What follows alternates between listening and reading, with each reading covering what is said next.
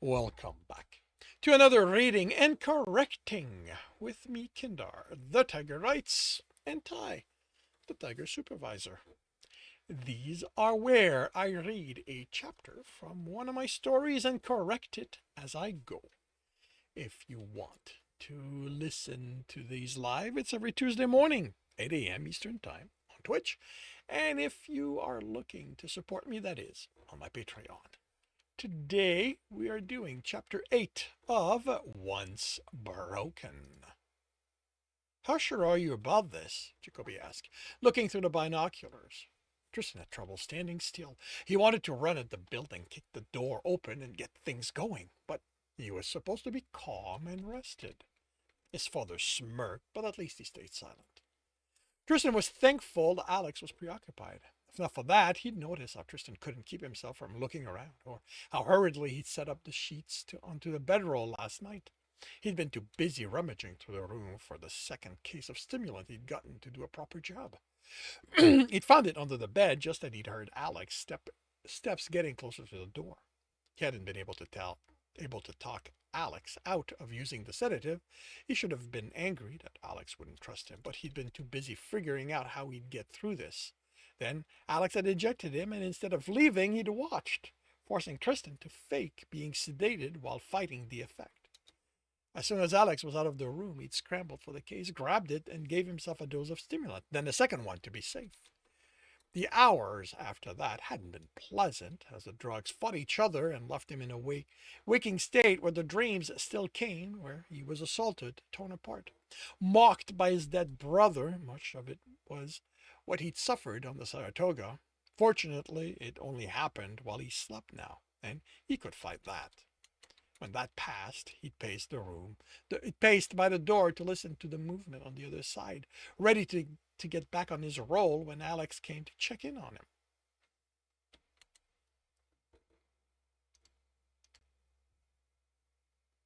When someone did check, it was Jacoby, and Tristan didn't even bother adjusting his breathing while lying down. The man wasn't observant enough for it to be worthwhile. Alex was done talking, and they were heading toward the building. He'd probably explain how he'd told the computer not to see them, how it was going to let them into the building without problems, and how it would keep the guards from coming close to them. Jacoby seemed to Tristan like the kind of man who needed a lot of reassuring. Alex glanced in his direction, and Tristan made sure he acted calm, composed, and in control. Well, he was in control. That wasn't an act. He just wished they would hurry up. Why couldn't they just run to the building instead of skulking about? His father opened his mouth, and Tristan glared at him. He'd promised to stay quiet. Tristan couldn't afford any distraction. If he was going to make Alex think he'd slept. If he couldn't do that, then Alex would send him back, and he wouldn't be able to take part in the job. He wanted to do this job. He wanted to have some fun. They reached the last road to cross, and finally they ran to the rest of the way. But he had to control himself. He had to stay with Alex, not run ahead and kick the door in. This was Alex's job, so he had to go along. It should have been his job. It would go much quicker if he was in charge. They'd run in, blow everything, and run out. But Alex wouldn't let him. They'd almost argued, but he'd gotten worried that Alex would realize how energetic he was and think he'd taken more stims. The door opened, and the inside was much brighter than he expected. His eyes adjusted immediately, but Alex and Jacoby needed longer. He almost told Alex he could handle this while they waited. He could feel himself bouncing on his feet after the short run, but that would definitely clue him in. So he forced himself to stay still and watch the equipment. He could see vehicles vanish in the distance. There were also crates, tools, machine tools. There were a lot of things he could use to blow all of that up. They encountered the first guard within minutes of entering, and Tristan was on him before Alex had to tell him. He made it quick, a hand on the mouth to keep him silent, and a wrenching of the neck to break it. He grinned at Alex as the body dropped. See, he could do this. Alex hadn't been as proud as Tristan had expected. It had been quick, silent, how it should be. So why wasn't Alex proud of him? Why did he look disappointed? Damn it, couldn't he make up his mind? He wanted that guard dead, hadn't he? They moved on, and Tristan almost followed them before remembering not to leave any evidence. So he pushed the body under one of the vehicle, and he caught up to them. He wanted to ask what he'd done wrong. Damn it. He was trying to make Alex happy, to fix things. Couldn't you see that? They stopped by the first column where he'd indicated on the map, but Jacoby was putting the explosive on the column itself. It goes there. He indicated the permacrete pourer next to the column. Jacoby glanced at it and smiled reassuringly. We want to bring the whole thing down, not just destroy some of the machinery. Some of the machines here. He patted the column. This is what needs to go. He thought about ripping the explosive out of the man's hands, maybe the hands too, for good measure. Hadn't he read the instruction he'd left for them? Didn't he know anything about how to use power supply to intensify an explosion? He looked at Alex. This was his job, after all, and they should get his permission. He'd know this was the better way. Alex shook his head. We're doing it this way. If he wasn't worried about Alex picking up on his state, he'd have thrown his hand in the air in exasperation. Instead, he kept his mouth shut to avoid arguing. There was a pair of guards heading to the next location, and Tristan dispatched them quickly, although he got carried away and ripped one of the throats out instead of doing a clean kill. Alex shook his head again as Tristan put both bodies out of the way and wiped the blood he'd gotten on himself off. At the next column, he pointed to the large excavator next to it. No, Alex said as he handed the explosive to Jacoby. Alex couldn't be this dense. He'd seen him turn power packs.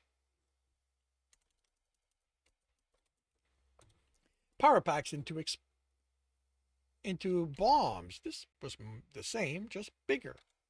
With the next guard they encountered, he smashed the man's head into the floor. He shouldn't have done that, he knew it, but breaking necks was getting boring. He wanted to have fun. At the next column, he took the explosives out of the pack and started securing them to the equipment transporter. Damn it, Tristan! Alex cursed as he took the explosive away. We're destroying the building, not the equipment. You're here to kill the guards, not get in our way. He tried not to react, but found himself growling. He was going to give it away if he wasn't careful. Don't growl at me, Tristan, Alex growled back. We're doing this to make you better. He was fine. He let out a huff and threw his hand in the air. His father was laughing.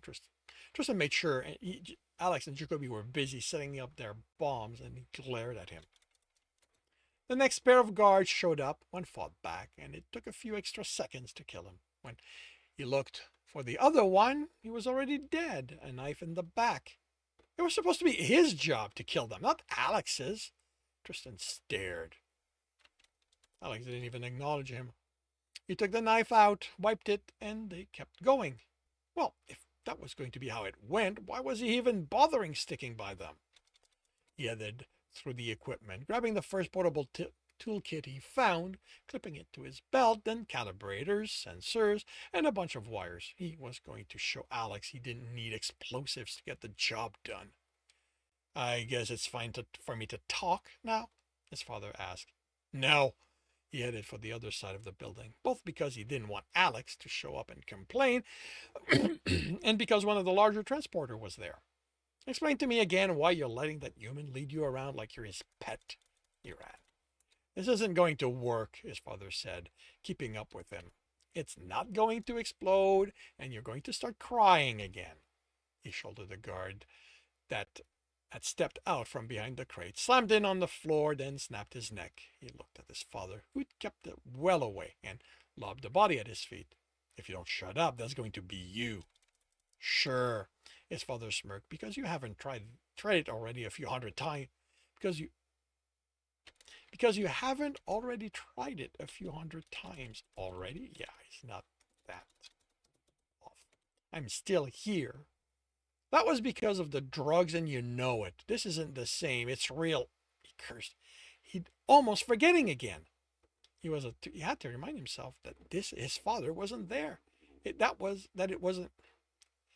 He had to remind himself that his father wasn't there. That it wasn't a solution. That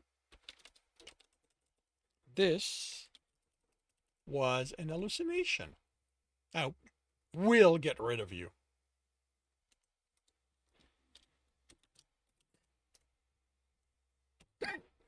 Sure, keep telling yourself that. Tristan crossed his arm. How about you come closer if you're so sure you'll survive? His father sighed, a sound Tristan remembered well. His father had never been happy with anything he did. Boy, don't you have a job to do? Right. He turned and hurried toward his destination, trying to put his father out of his mind, trying to forget how, every time he'd master what his father taught him, he had to go and change the rules. He could kill an animal with a knife. Not good enough. He had to do it with his claws. Then he had to do it without them. Even on the day his father had, even on the day his father hadn't been able to find anything new he claimed Tristan had to learn, he'd wanted to change the rules. I couldn't let you leave, his father said. We've already gone over that, Tristan sighed. You had nothing left to teach me. I didn't train you so you'd abandon me, boy. Then you should have taken your own lesson at heart, father. Don't depend on anyone. You mean like you don't depend on that human? Tristan rounded on his father, gun in hand, in his face. Do not ever say something like that about Alex. His father smirked. Kind of touchy about him, for someone who doesn't depend on anyone. What did I teach you, boy? Tristan looked at his gun, at what he was contemplating doing. Remembered the Somalian before him wasn't real. Well, attachment only tie you down so the universe can find you more easily. Then what are you doing with him? On a footstep approaching, a guard rounded the stack of crate. He shot her in the throat before she realized he was there. I'm not attached to him. He's mine. That's all. He put the Aziru away. His father snorted, and Tristan went back to ignoring him, focusing instead on assembling the parts he'd gathered. His father was going down the list of the ways Tristan had been a disappointment, but he didn't care. He'd endured his father's disappointment for so long, it meant nothing. Alex's disappointment, on the other hand, what would his human think of him running off like this? He slowed, worked out where Alex should be based on the established plan, and turned in that direction, only to stop and curse. He had nothing to apologize for. Alex had clearly felt he didn't need him there, not following his plan, not letting him kill that guard himself. Let him manage on his own. He didn't matter to Tristan.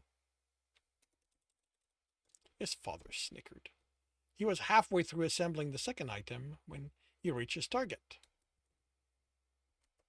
The crane had every extendable component retracted, which was the only way it could enter through the vehicle access. When it used, it could fly at almost a mile in height while lifting this building. To do that, it needed a powerful core. A powerful power core. Ugh. Powerful core. And if one of those exploded, it would take out half this side of the building. The trick was giving himself the time to be far from it when it exploded. What he'd made would ensure that. Explain this to me. Tristan sighed as he removed the plating over the core. Boy, you keep complaining I don't get what you're doing? Well, this is me trying. Stop bitching and impress me. You aren't real. Tristan plays the section on the floor. Doesn't mean I'm not interested. Tristan glared at his father, who looked back with a tilted ear. All power core need to be regulated in how they release the power, because too much power and you burn out the attached component. But it's even more important with more powerful core. But it's even more important with more powerful core. With more power comes the risk of more damage. Instead of burning up a coupling, it explodes. He disconnected the power conduit attached to the crane. And it's also true in reverse. When a core is being recharged, the power going in needs to be monitored and regulated. He began taking out the regulator attached to the core assembly. It isn't so much in how fast the power goes in, but in how much. He placed the regulator on the table. It's what that's for. It regulates how much power goes in to keep the core from overloading and going critical. It connected the one he'd constructed. The one I made works basically the same way, except that instead of making sure the core can't go critical, it's going to keep it just at the edge until it receives a signal to give it that extra burst of energy that will make it overload. We took out the partially completed device. This is the detonator. It's going to send the signal. All those I made are going to be on the same frequency so that with one button, they all blow up. He put the detonator back in the pack. The only thing that's going to be left of this building is a crater large enough to bury the station in it. The station in. He put the cover back in place and sealed it. This is going to show Alex I'm fine. Those drugs are out of my system and I can handle the nightmares. We can leave and go back to the way things were, the way they should be. He looked at his father, who, of course, didn't look impressed. You didn't understand anything I said, did you? His father nodded. I understood perfectly. This isn't about a job, it's about that human and how you care what he thinks of you. No, it isn't. Tristan growled. Whatever you say, boy. That's a different line. He grabbed the regulator, modifying it would be easier than building one from scratch. Finished the detonator and the regulator by the time he reached his second target, a permacrete extruder. Basically an overpowered fabricator with only one recipe in it and a lot of base material. The output of this model could bury this city in permacrete in a couple of days with only a few stops to refill the reservoir. Its core was nowhere near as powerful as the crane, but still superior in explosive potential to what Alex and Jacoby had brought. His father cleared his throat and Tristan turned, pulling out the Azaru. He fired at the approaching, smiling guard. He was about to speak when Tristan shot him. So typical. Tell a human no one can be in a place, and instead of coming, weapon drawn, he had to first talk. He would probably have pointed out Tristan shouldn't be here. He looked at his father. Why did you draw my attention to him? If he'd seen me temper with the extruder, he might have shot first. I may be pissed at you, boy, but that doesn't mean I want you dead. Tristan had trouble believing that, but the dead guard did support his father's claim. He exchanged the regulator and to put the plating back on and moved to the next one. To that guard later, and he'd modified an equipment carrier. A guard after that, and he was working on a second permacrete extruder. You know, he said as he worked, you could at least be impressed at how easily I killed them. Why? Why should I be impressed when you do things right? When you give me a reason to be impressed, I will be. He wouldn't be. Tristan knew. He shouldn't even try. The next piece of equipment gave him pause.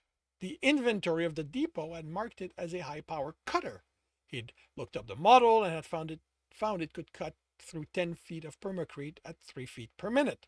Because of that, he'd expected something large, something that needed to be transported on a carrier, not something he could put on his shoulder and walk away with. Could the power core for something this small be large enough to cause the explosion he needed? He looked at the column it rested next to and shrugged. It was here. He might as well make use of it. The regulator he'd modified was too large to fit properly in the casing, so he couldn't put the plate back on. Hopefully no one would notice. Right, because a half-assed job never gets found out, his father offered. His version of encouragement. Tristan moved it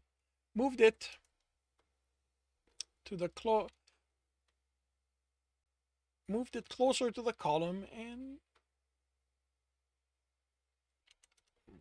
placed it closer to the column and moved on to the next one.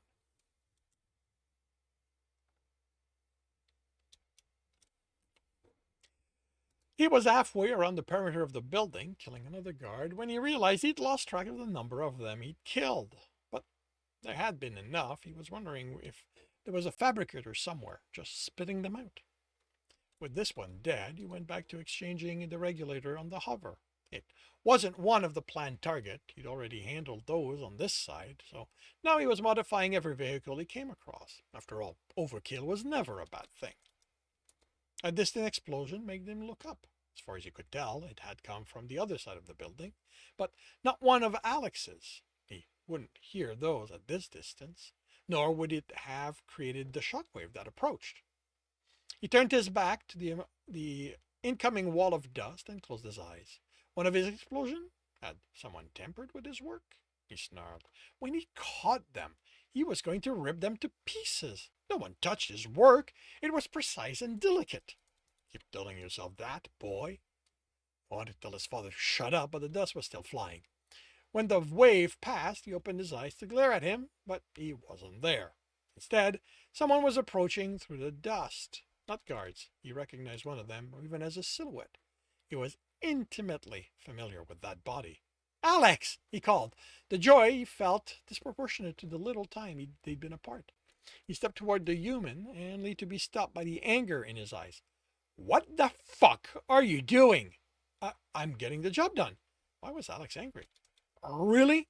By setting off those explosives while we're still inside? What are you trying to do? Kill us? Alex, that wasn't me. He took out the detonator, terrified it had activated by accident. It was still turned off. I didn't send the signal.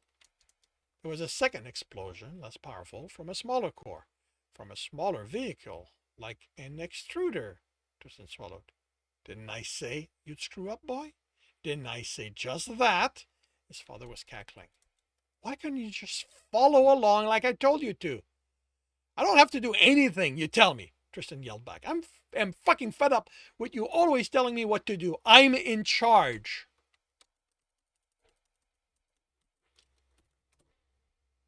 I made you. You're my weapon. You do what I tell you, not the other way around. Stop acting like you think I can't do anything right. What are you talking about? I don't... Alex! Jacoby ran from behind the carrier. We need to get out of here now. Those two explosions sent out a signal. Our explosives are about to go off. That can't be right, Tristan said. They're just power cores. Tristan stopped and stared. You blew up power cores? Of course. They're here. Why not use them? I've destroyed plenty of ship that way. Then how come you forgot that those things send out an energy wave as they detonate? Don't you know anything about power core energy storage? You don't detonate one of those around electronics because it scrambles them. Tristan started to protest, but it came back to him. Oh, how had he not remembered that? He looked around. Uh-oh. What the fuck is that supposed to mean? Jacoby asks. How many cores did you set to explode? Alex asked, sounding tired. 9, maybe 10? He tried to remember the exact number, but he'd had too much fun making the modification, working with his hand. Run! Jacoby was off. Another wall of dust was approaching, but it wasn't what sent him running or the fear of being buried under the building. It was the way Alex looked at him. He outpaced Jacoby, and he was the first one to reach the door, sending it exploding outward as he put his shoulder to it. He didn't care about the pain. He focused on the fact Alex wouldn't have to worry about the exit being blocked. He heard another explosion within the building. It wasn't just the core he'd modified that were exploding. The energy wave would disrupt every regulator in range, and that explosion would affect more regulator until everything within a core, everything with a core had been destroyed. He turned when he reached the other side of the road, and his view was obstructed by the dust. Where was Alex? Hadn't he made it out? He took a step, and two forms came visible through the dust. Alex and Jacoby. Tristan breathed again. He was safe.